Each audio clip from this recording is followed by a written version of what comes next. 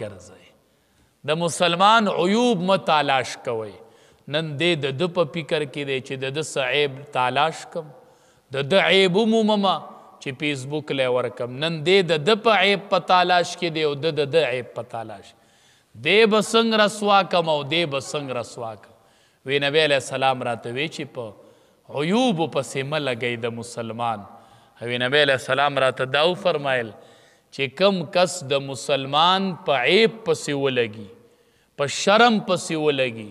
چې د ده یو عیب زه ولټوم او دی پې سپک هاره کم وی نبی علیه السلام راته وفرمایل چې دا بنده دا مسلمان دا د کم د بل چې عیوب تالش کوي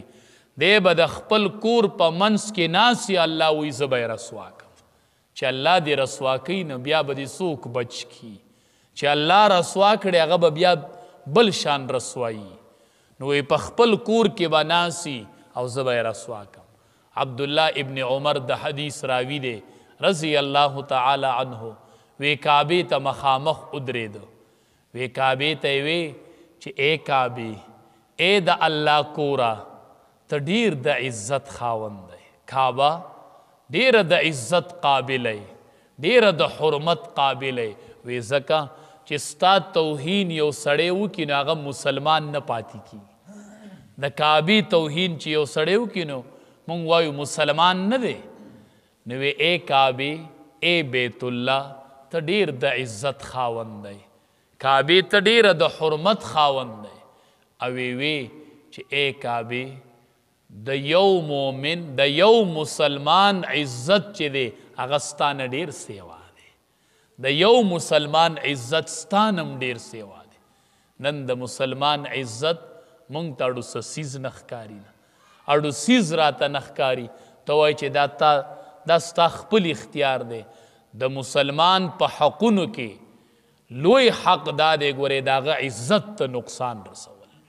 دا ډیر لوی حق تا د هغه ضایع کړو پټې ته واله نه خفه کېږي پیسې ته لاندې که دومره به خفه نه شي خو په عزت مسلمان ډیر خفه کېږي نو ته چې د خلقو دا عزتونه لوټاوئ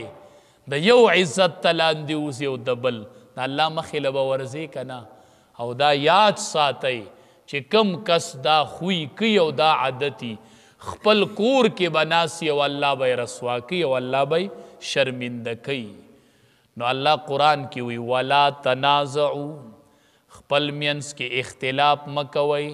جګړې مه کوئ په خپل منځ کې فتفشلو کمزوري بشئ وتذهب ریحکم ستاسو رعب او دبدبه به ختمه شي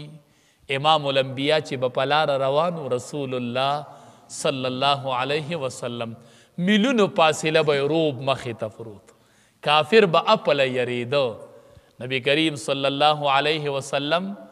باندې کافر توره اوچته کړه نبی علیه السلام ودو دی که امام الانبیا راویخ شو هغه توره نیولې ده داسې وی من یمنعک مني وی ما نه به دې څوک خلاص کړي نبی علیه السلام ورته وی الله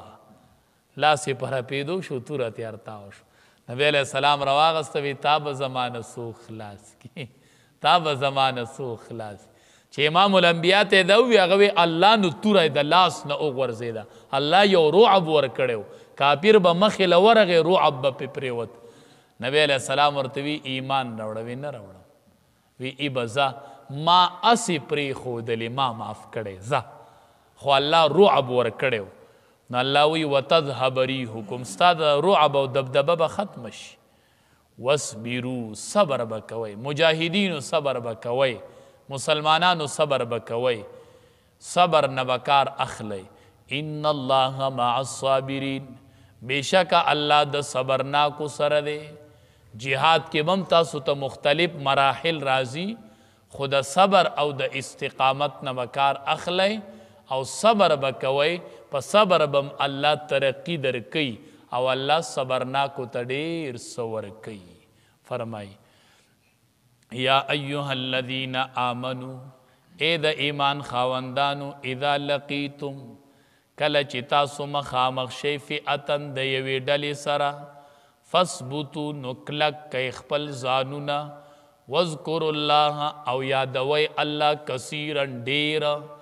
लअल्लकुम तुफ्लिहून द पारा द दे چې تاسو کامیاب شئ و اطیعوا الله و رسوله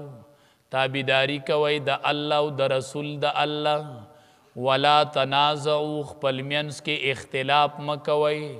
جګړه مکوي فتفشلوا کمزوري بشي وتذهب ريحكم اولاد بشي دبدبستاسو واصبروا صبر کوي ان الله مع الصابرين